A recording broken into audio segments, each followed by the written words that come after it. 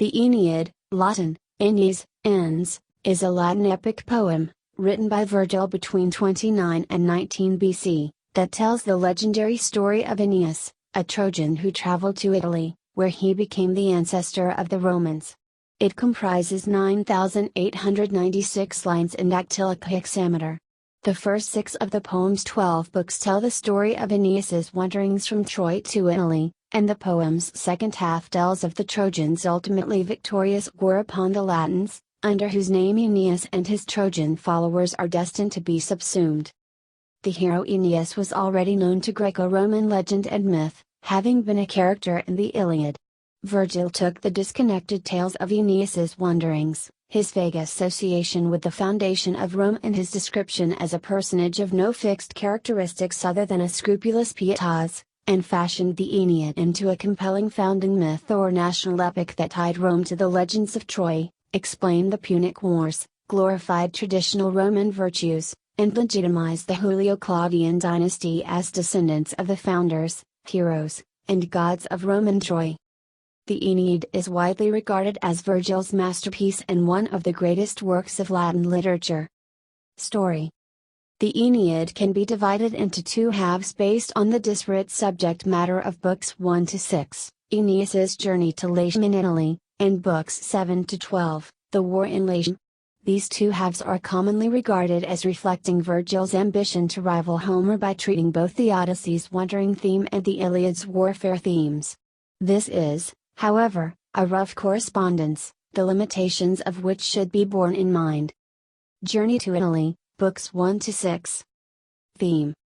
Virgil begins his poem with a statement of his theme, Alma virum cano, of arms and the man I sing, and an invocation to the muse, falling some 7 lines after the poem's inception, Musa, mihi causes memora, O muse, recount to me the causes. He then explains the reason for the principal conflict in the story, the resentment held by the goddess Juno against the Trojan people. This is consistent with her role throughout the Homeric epics. Book 1, Storm and Refuge. Also in the manner of Homer, the story proper begins in medias res, into the middle of things, with the Trojan fleet in the eastern Mediterranean, heading in the direction of Italy.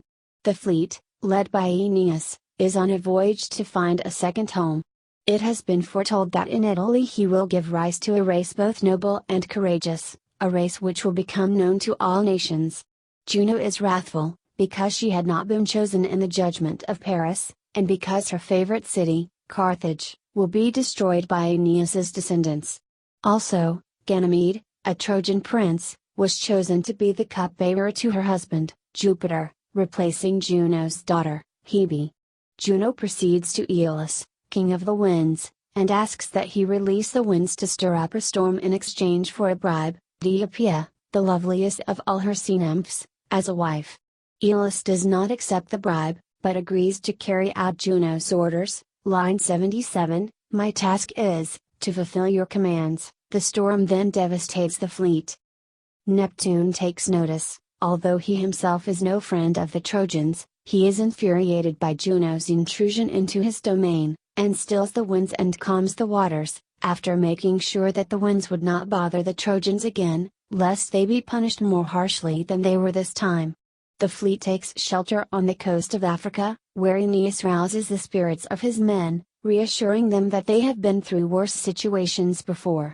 There, Aeneas's mother, Venus, in the form of a huntress very similar to the goddess Diana, encourages him and recounts to him the history of Carthage. Eventually, Aeneas ventures into the city, and in the temple of Juno he seeks and gains the favor of Dido, queen of the city. The city has only recently been founded by refugees from Tyre and will later become a great imperial rival and enemy to Rome. Meanwhile, Venus has her own plans. She goes to her son, Aeneas's half-brother Cupid, and tells him to imitate Ascanius, the son of Aeneas and his first wife Creusa. Disguised as such, Cupid goes to Dido and offers the gifts expected from a guest. With Dido's motherly love revived as she cradles the boy during a banquet given in honor of the Trojans, Cupid secretly weakens her sworn fidelity to the soul of her late husband, Sychaeus, who had been murdered by her brother, Pygmalion. Book 2, the Trojan Horse and the Sack of Troy. In Books 2 and 3, Aeneas recounts to Dido the events that occasioned the Trojans' arrival. He begins the tale shortly after the war described in the Iliad. Cunning Ulysses devised a way for Greek warriors to gain entry into the walled city of Troy by hiding in a large wooden horse. The Greeks pretended to sail away, leaving a warrior, Sinon, to mislead the Trojans into believing that the horse was an offering and that if it were taken into the city, the Trojans would be able to conquer Greece. The Trojan priest Laocoon saw through the Greek plot and urged the horse's destruction, but his protest fell on deaf ears, so he hurled his spear at the horse.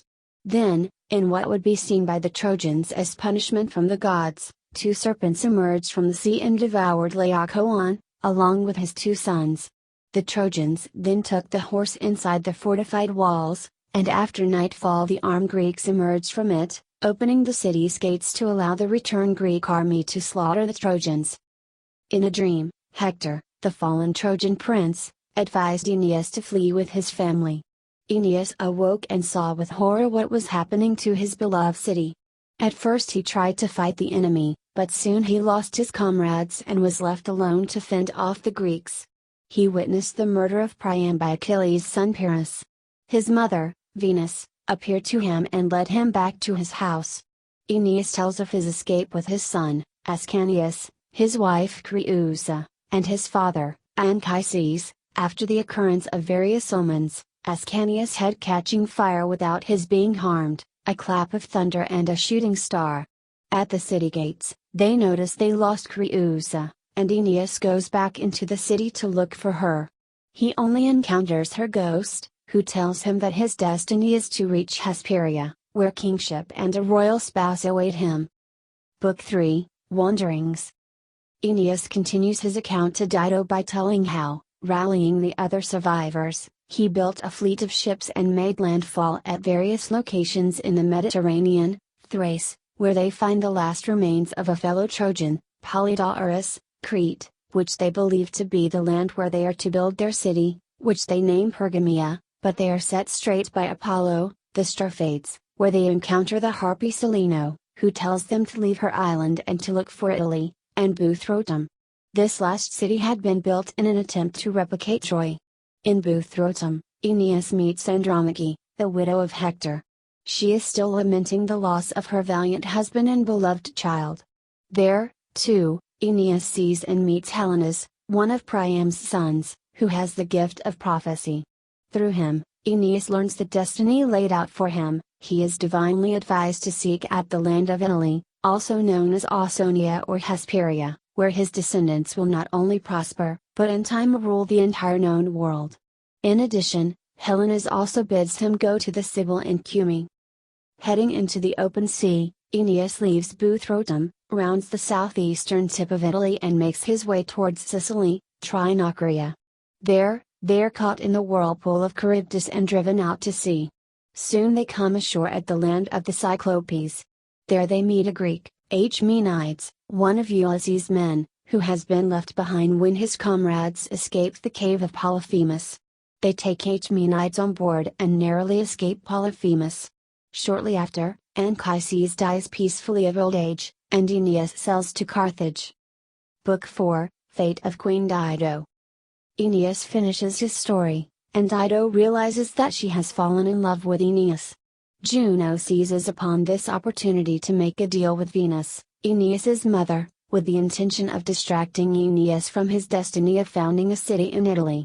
Aeneas is inclined to return Dido's love, and during a hunting expedition, a storm drives them into a small covered grove in which Aeneas and Dido presumably made love, an event that Dido takes to indicate a marriage between them.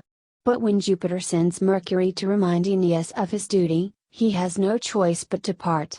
At the behest of Mercury's apparition, he leaves clandestinely at night.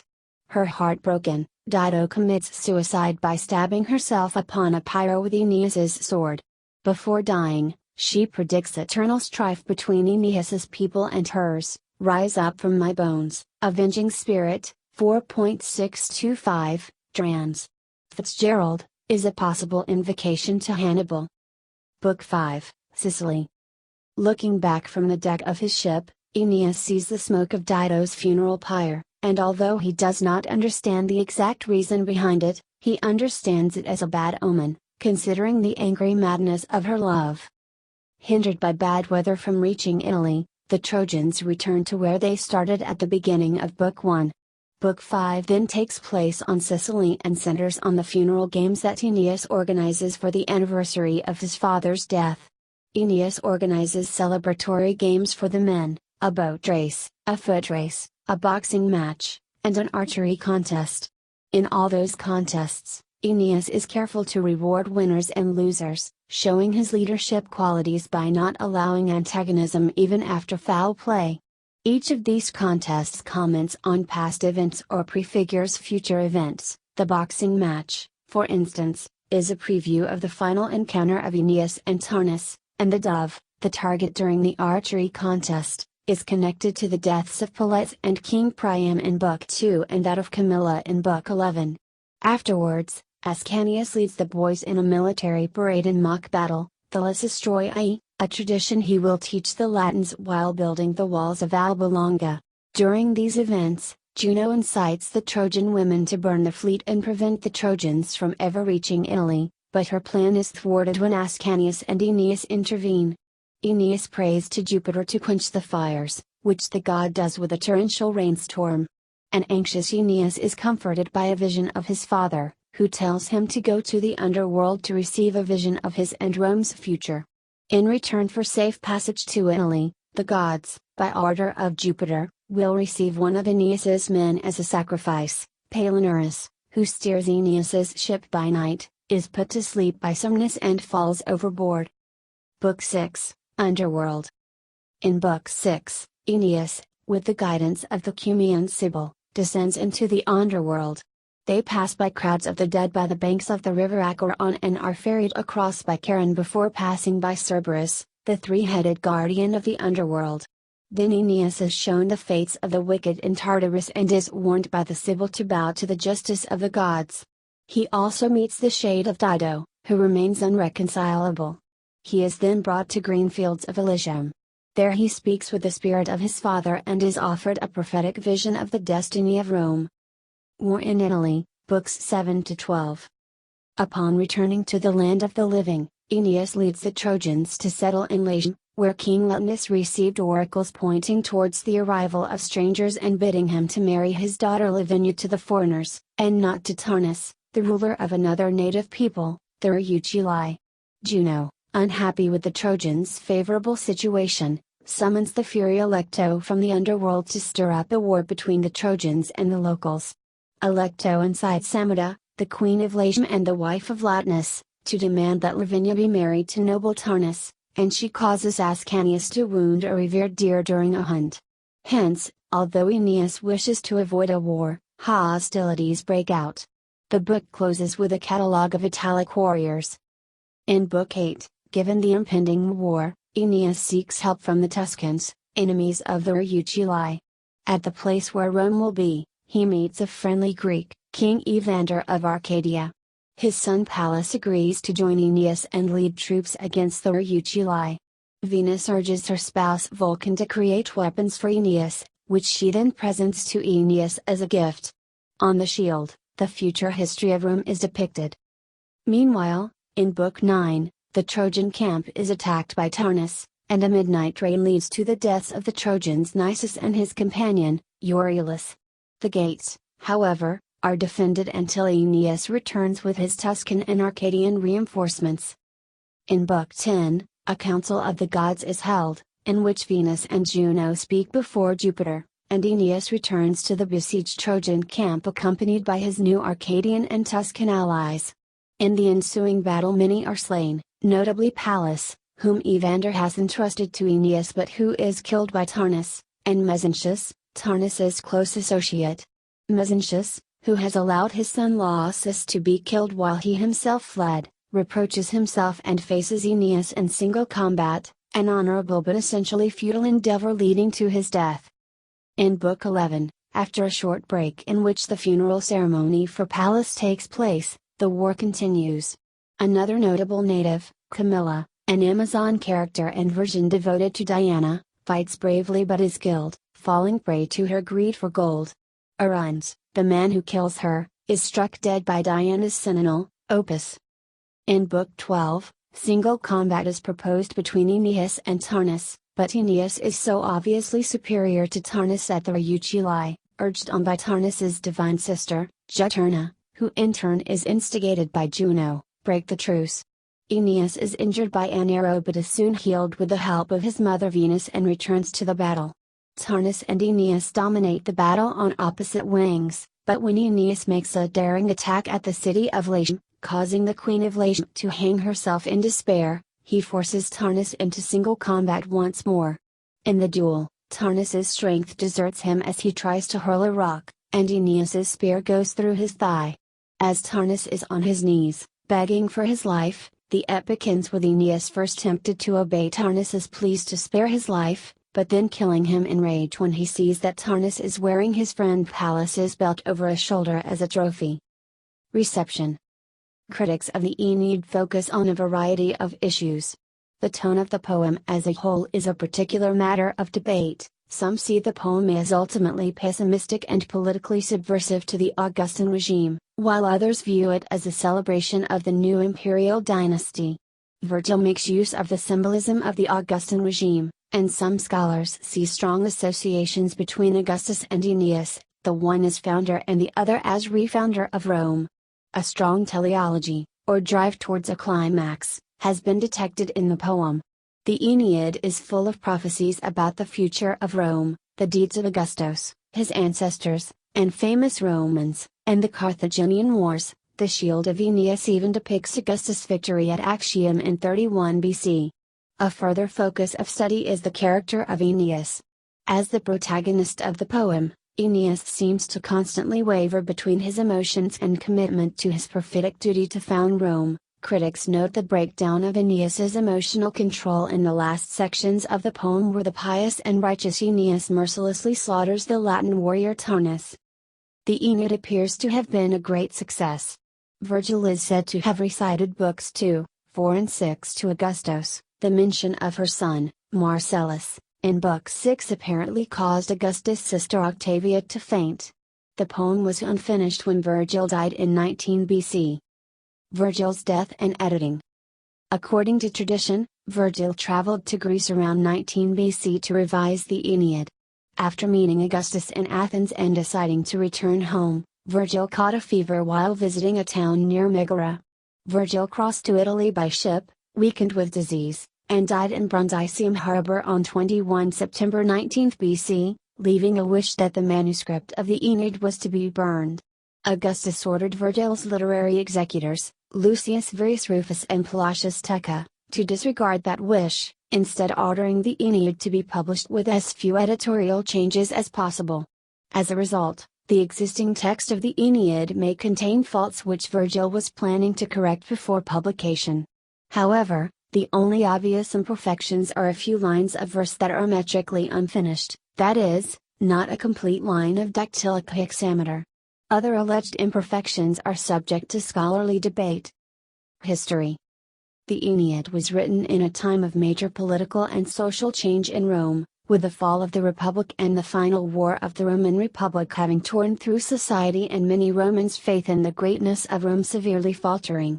However, the new emperor, Augustus Caesar, began to institute a new era of prosperity and peace, specifically through the reintroduction of traditional Roman moral values. The Aeneid was seen as reflecting this aim, by depicting the heroic Aeneas as a man devoted and loyal to his country and its prominence, rather than his own personal gains. In addition, the Aeneid gives mythic legitimization to the rule of Julius Caesar and, by extension, to his adopted son Augustus, by immortalizing the tradition that renamed Aeneas's son, Ascanius, called Iulus from Ilium, meaning Troy, Iulus, thus making him an ancestor of the gens Julia, the family of Julius Caesar, and many other great imperial descendants as part of the prophecy given to him in the underworld. The meter shows that the name Iulus is pronounced as 3 syllables, not as Julius. Despite the polished and complex nature of the Aeneid, legends stating that Virgil wrote only 3 lines of the poem each day, the number of half-complete lines and the abrupt ending are generally seen as evidence that Virgil died before he could finish the work. Because this poem was composed and preserved in writing rather than orally, the Aeneid is more complete than most classical epics. Furthermore, it is possible to debate whether Virgil intended to rewrite and add to such lines. Some of them would be difficult to complete, and in some instances, the brevity of a line increases its dramatic impact, some arguing the violent ending as a typically Virgilian comment on the darker, vengeful side of humanity. However, these arguments may be anachronistic. Half-finished lines might equally, to Roman readers, have been a clear indication of an unfinished poem and have added nothing whatsoever to the dramatic effect. The perceived deficiency of any account of Aeneas's marriage to Lavinia or his founding of the Roman race led some writers, such as the 15th-century Italian poet Maffeo Vigia, through his Maffius Vigius widely printed in the Renaissance, Pier Candido da Cimbrio, whose attempt was never completed, Claudio Salvucci, in his 1994 epic poem The Lavignade, and Ursula K. Le Guin, in her 2008 novel Lavinia, to compose their own supplements. Some legends state that Virgil, fearing that he would die before he had properly revised the poem, gave instructions to friends, including the current emperor, Augustus, that the Aeneid should be burned upon his death, owing to its unfinished state and because he had come to dislike one of the sequences in Book 8, in which Venus and Vulcan made love, for its nonconformity to Roman moral virtues. The friends did not comply with Virgil's wishes and Augustus himself ordered that they be disregarded. After minor modifications, the Aeneid was published. The first full and faithful rendering of the poem in an Anglic language is the Scots translation by Gavin Douglas, his Aeneid, completed in 1513, which also included Maffeo Vigia's supplement. Even in the 20th century, Ezra Pound considered this still to be the best Aeneid translation, praising the richness and fervor of its language and its hallmark fidelity to the original. The English translation by the 17th century poet John Dryden is another important version. Most classic translations, including both Douglas and Dryden, employ a rhyme scheme, most more modern attempts do not. Recent English verse translations include those by British poet laureate Cecil Day Lewis, 1963, which strove to render Virgil's original hexameter line, Alan Mandelbaum, honored by a 1973 National Book Award, Library of Congress poet laureate Robert Fitzgerald, 1981, Stanley Lombardo, 2005, Robert Fagles, 2006, Sarah Rudin, 2008, Barry B. Powell, 2015, and David Ferry, 2017. Style. As with other classical Latin poetry, the meter is based on the length of syllables rather than the stress, though the interplay of meter and stress is also important. Virgil also incorporated such poetic devices as alliteration, onomatopoeia, synecdoche, and assonance.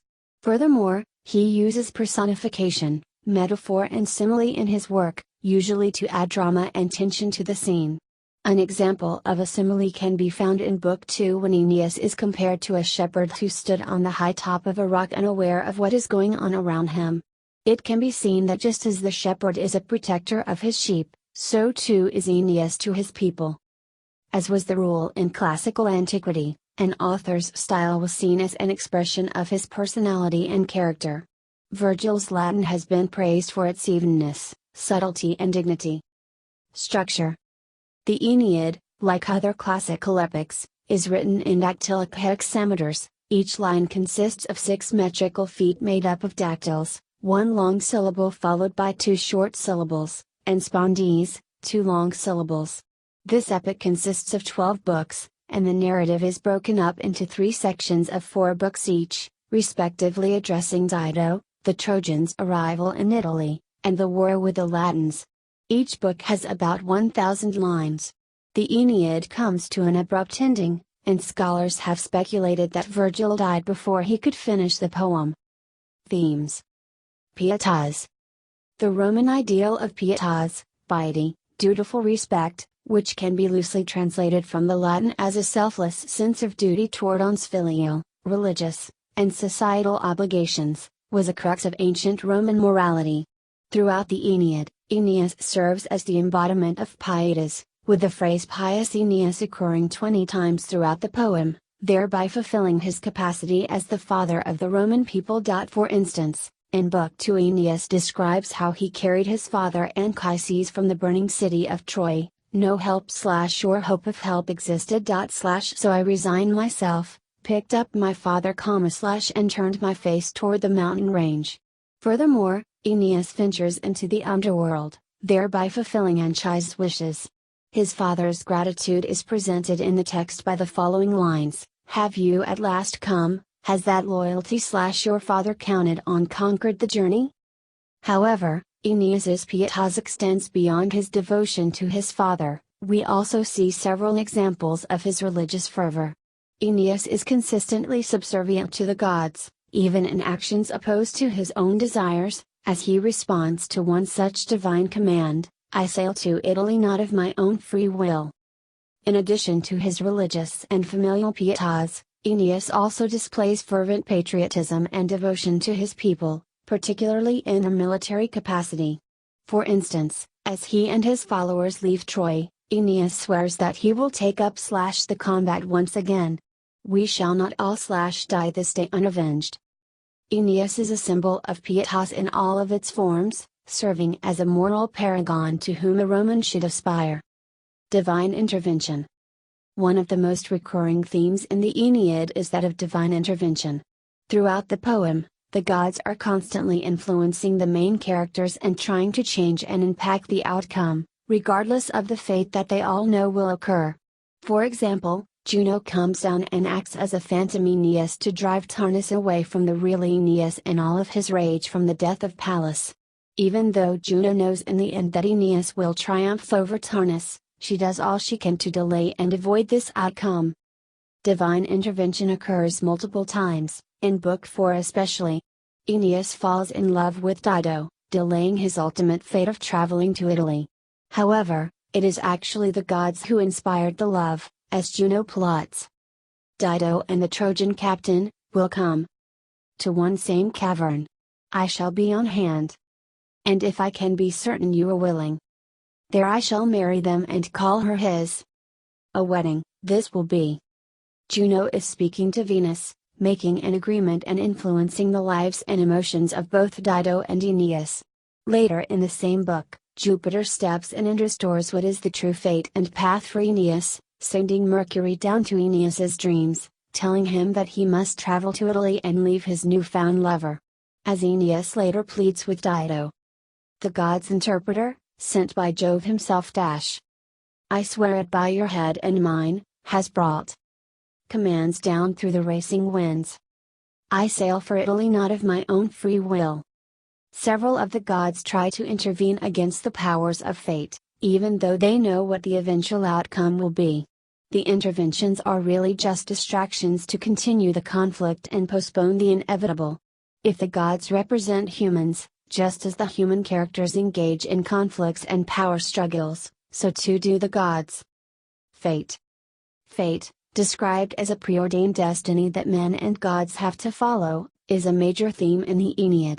One example is when Aeneas is reminded of his fate through Jupiter and Mercury while he is falling in love with Dido. Mercury urges, think of your expectations of your heir, Iulus, to whom the whole Italian realm, the land of Rome, are due. Mercury is referring to Aeneas's preordained fate to found Rome, as well as Rome's preordained fate to rule the world. He was to be ruler of Italy.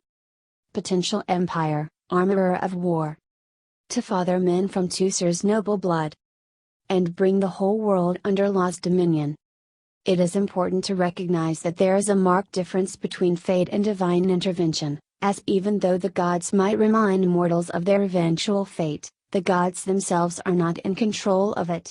For example, the opening lines of the poem specify that Aeneas came to Italy by destiny, but is also harassed by the separate force of baleful Juno in her sleepless rage. Even though Juno might intervene, Aeneas's fate is set in stone and cannot be changed. Later in Book 6, when Aeneas visits the underworld, his father Anchises introduces him to the larger fate of the Roman people, as contrasted against his own personal fate to found Rome. So raptly, everywhere, father and son wandered the airy plain and viewed it all. After Anchises had conducted him to every region and had fired his love of glory in the years to come, he spoke of wars that he might fight, of Laurentines, and of Latinus city, then of how he might avoid or bear each toil to come. Violence and conflict. From the very beginning of the Aeneid, violence and conflict are used as a means of survival and conquest. Aeneas's voyage is caused by the Trojan War and the destruction of Troy. Aeneas describes to Dido in Book 2 the massive amount of destruction that occurs after the Greeks sneak into Troy. He recalls that he asks his men to defend a citadel lost in flames. Come, let us die, we'll make a rush into the thick of it. This is one of the first examples of how violence begets violence. Even though the Trojans know they have lost the battle, they continue to fight for their country. This violence continues as Aeneas makes his journey. Dido kills herself in an excessively violent way over a pyre in order to end and escape her worldly problem, being heartbroken over the departure of her husband Aeneas. Queen Dido's suicide is a double-edged sword. While releasing herself from the burden of her pain through violence, her last words implore her people to view Aeneas's people with hate for all eternity. This is my last cry, as my last blood flows. Then, O my Tyrians, besiege with hate his progeny and all his race to come. Make this your offering to my dust. No love, no pact must be between our peoples. Furthermore, her people, hearing of their queen's death, have only one avenue on which to direct the blame, the already departed Trojans. Thus, Dido's request of her people and her people's only recourse for closure align in their mutual hate for Aeneas and his Trojans. In effect, Dido's violent suicide leads to the violent nature of the latter relationship between Carthage and Rome. Finally, when Aeneas arrives in Latium, conflict inevitably arises. Juno sends Alecto, one of the Furies, to cause Turnus to go against Aeneas. In the ensuing battles, Turnus kills Pallas, who is supposed to be under Aeneas's protection. This act of violence causes Aeneas to be consumed with fury. Although Turnus asks for mercy in their final encounter, when Aeneas sees that Turnus has taken Pallas' sword belt, Aeneas proclaims, "You and your plunder, torn from one of mine. Shall I be robbed of you? This wound will come from Pallas." Pallas makes this offering, and from your criminal blood exacts his due. This final act of violence shows how Turnus' violence, the act of killing Pallas, inevitably leads to more violence and his own death. It is possible that the recurring theme of violence in the Aeneid is a subtle commentary on the bloody violence contemporary readers would have just experienced during the late Republican civil wars. The Aeneid potentially explores whether the violence of the civil wars was necessary to establish a lasting peace under Augustus, or whether it would just lead to more violence in the future. Propaganda. Written during the reign of Augustus, the Aeneid presents the hero Aeneas as a strong and powerful leader. The favorable representation of Aeneas parallels Augustus in that it portrays his reign in a progressive and admirable light, and allows Augustus to be positively associated with the portrayal of Aeneas. Although Virgil's patron Maecenas was obviously not Augustus himself, he was still a high figure within Augustus' administration and could have personally benefited from representing Aeneas in a positive light. In the Aeneid, Aeneas is portrayed as the singular hope for the rebirth of the Trojan people. Charged with the preservation of his people by divine authority, Aeneas is symbolic of Augustus' own accomplishments in establishing order after the long period of chaos of the Roman civil wars. Augustus as the light of savior and the last hope of the Roman people is a parallel to Aeneas as the savior of the Trojans. This parallel functions as propaganda in support of Augustus, as it depicts the Trojan people, future Romans themselves, as uniting behind a single leader who will lead them out of ruin. New refugees in a great crowd, men and women, gathered for exile, young pitiful people, coming from every quarter, minds made up with their belongings, for whatever lands I'd lead them to by sea. Later in Book 6, Aeneas travels to the underworld where he sees his father Anchises, who tells him of his own destiny as well as that of the Roman people. Anchises describes how Aeneas's descendant Romulus will found the great city of Rome, which will eventually be ruled by Caesar Augustus. Turn your two eyes this way and see this people, your own Romans. Here is Caesar, and all the line of Aulus. All who shall one day pass under the dome of the great sky, this is the man, this one, of whom so often you have heard the promise. Caesar Augustus, son of the deified, who shall bring once again an age of gold to Latium, to the land where Saturn reigned in early times. Virgil writes about the fated future of Lavinium, the city that Aeneas will found, which will in turn lead directly to the golden reign of Augustus. Virgil is using a form of literary propaganda to demonstrate the Augustan regime's destiny to bring glory and peace to Rome. Rather than use Aeneas indirectly as a positive parallel to Augustus as in other parts of the poem, Virgil outright praises the emperor in Book 6, referring to Augustus as a harbinger for the glory of Rome and new levels of prosperity. Allegory. The poem abounds with smaller and greater allegories. Two of the debated allegorical sections pertain to the exit from the underworld and to Pallas's belt.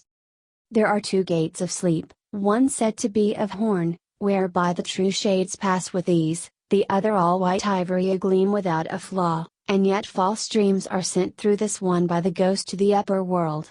Anchises now, his last instructions given, took Sun and Sibyl and let them go by the ivory gate. Book 5, lines 1211 to 1218, Fitzgerald trans. Emphasis added. Aeneas's leaving the underworld through the gate of false dreams has been variously interpreted. One suggestion is that the passage simply refers to the time of day at which Aeneas returned to the world of the living, another is that it implies that all of Aeneas's actions in the remainder of the poem are somehow false. In an extension of the latter interpretation, it has been suggested that Virgil is conveying that the history of the world since the foundation of Rome is but a lie. Other scholars claim that Virgil is establishing that the theological implications of the preceding scene, an apparent system of reincarnation, are not to be taken as literal.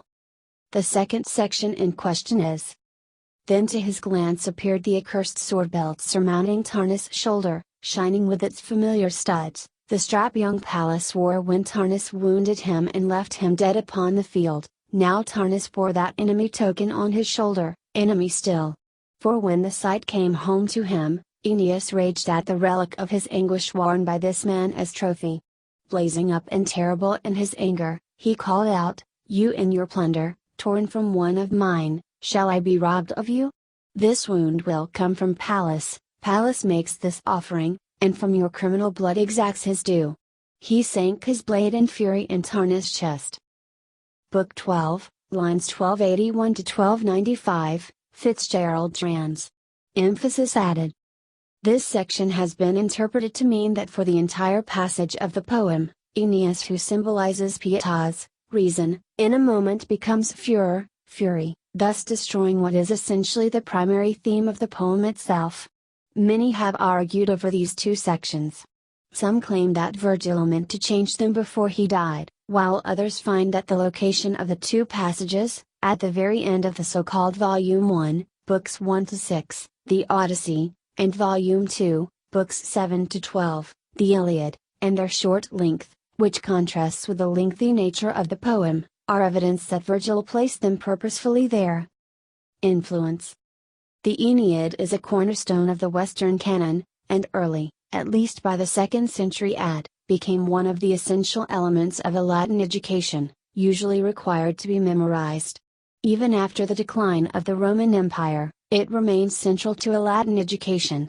In Latin Christian culture, the Aeneid was one of the canonical texts, subjected to commentary as a philological and educational study, with the most complete commentary having been written by the 4th century grammarian Maurus Servius on Aratus.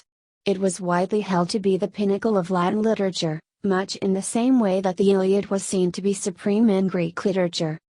The strong influence of the Aeneid has been identified in the development of European vernacular literatures, some English works that show its influence being Beowulf, Lemans Brut, through the source text Historia Regum Britanniae, the Fairy Queen and Milton's Paradise Lost.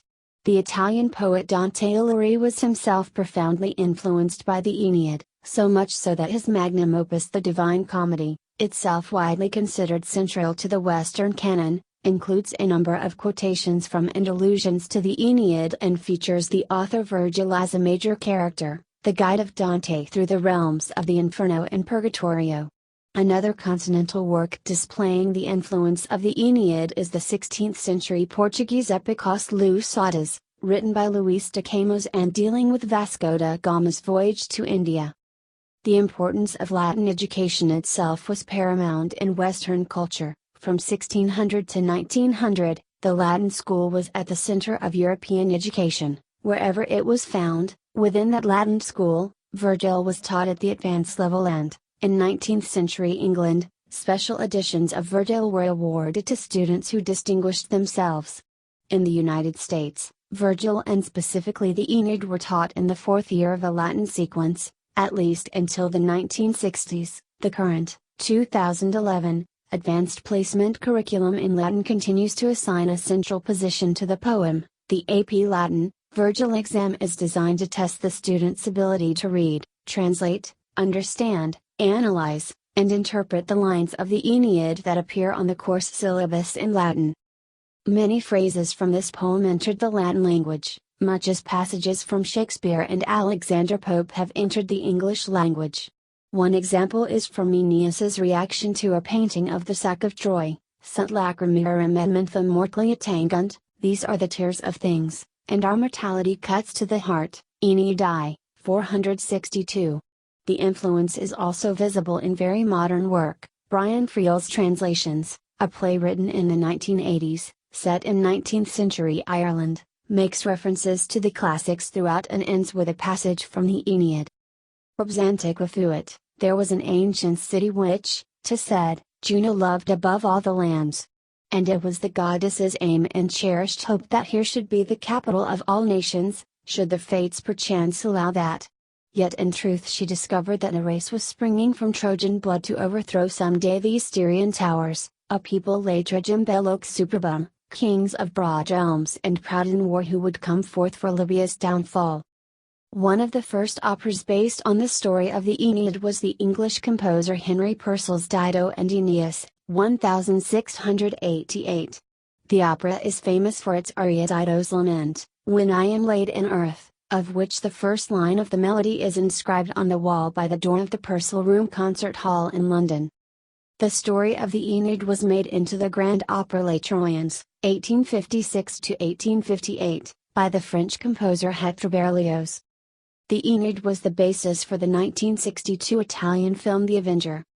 In the musical Spring Awakening, based on the play of the same title by Frank Wedekind, schoolboys study the Latin text, and the first verse of Book 1 is incorporated into the number All That's Known. Ursula Le Guin's 2008 novel Lavinia is a free prose retelling of the last 6 books of the Aeneid narrated by and centered on Aeneas' Latin wife Lavinia, a minor character in the epic poem. It carries the action forward to the crowning of Aeneas' younger son Silvius as king of Latium. A 17th century popular broadside ballad also appears to recount events from books 1 to 4 of the Aeneid, focusing mostly on the relationship between Aeneas and Dido. The ballad, The Wandering Prince of Troy, presents many similar elements as Virgil's epic, but alters Dido's final sentiments toward Aeneas, as well as presenting an interesting end for Aeneas himself. Parodies and travesties. A number of parodies and travesties of the Aeneid have been made. One of the earliest was written in Italian by Giovanni Battista Lally in 1635, titled Aeneid travestita del Signor Gio. A French parody by Paul Scarron became famous in France in the mid-17th century, and spread rapidly through Europe, accompanying the growing French influence.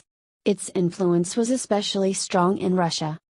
Charles Cotton's work Scarronites included a travestied Aeneid. In 1791 the Russian poet N.P. Osipov published Aeneid travestied, Russian, lit. Virgil's Aeneid, turned inside out. From the late 18th to the early 19th centuries, many Slavic language folk parodies of the story were made. One of these, Aeneid, was written in 1798 by Ivan Komarovsky. It is the first literary work written in popular Ukrainian. His epic poem was adapted into an animated feature film of the same name, in 1991, by Ukranimafilm. See also: Brutus of Troy. Greek mythology. Late Trojans. Papyrus Oxyrhynchus 31. Prosody, Latin. Roman mythology. Footnotes. Further reading. Buckham, Philip Winchworth, Spence, Joseph, Holdsworth, Edward, Warburton, William, Jordan, John, Miscellanea Virgiliana, Inscriptus Maxime Ereditarum Viro Rimberi Dispersa, in Unum Fasciculum Collecta, Cambridge, printed for W. P. Grant, 1825. Menis, P. Virgili, 1969, Minors, R.A.B., ed., Opera, Oxford, Oxford University Press, ISBN 978-019-814-653-7. Virgil, 2001, Fairclough, H.R., Gould, G.P., eds., Eclogues, Georgex, Aeneid 1-6, Loeb Classical Library, Cambridge, Massachusetts, Harvard University Press, ISBN 0674-99583-X. Virgil, 2001, Fairclough, H.R., Gould, G.P., eds., Aeneid Books 7-12, Appendix Virgiliana, Loeb Classical Library, Cambridge, Massachusetts, Harvard University Press, ISBN 0674-99586-4. Virgil, L., Frederick, trans. 2007, The Aeneid, Oxford, Oxford University Press, ISBN 978-019-283-206-1. Virgil, Fitzgerald, Robert, trans. 1983, The Aeneid, New York, Random House, ISBN 978-0394-52827 for paperback reprint, Vintage Books, 1990. Virgil, The Aeneid, Landmarks of World Literature, Revival, by K. W. Gransden, ISBN 0521-83213-6. Virgil's Aeneid, Cosmos and Imperium by Philip R. Hardy, ISBN 019-814-036-3. Heinze, Richard, 1993, Virgil's Epic Technique, Berkeley, University of California Press, ISBN 0520-0644445. Johnson, W. R., 1979, Darkness Visible, A Study of Virgil's Aeneid, Berkeley, University of California Press, ISBN 0520-038-487. Brooks Otis, Virgil, A Study in Civilized Poetry, Oxford, 1964.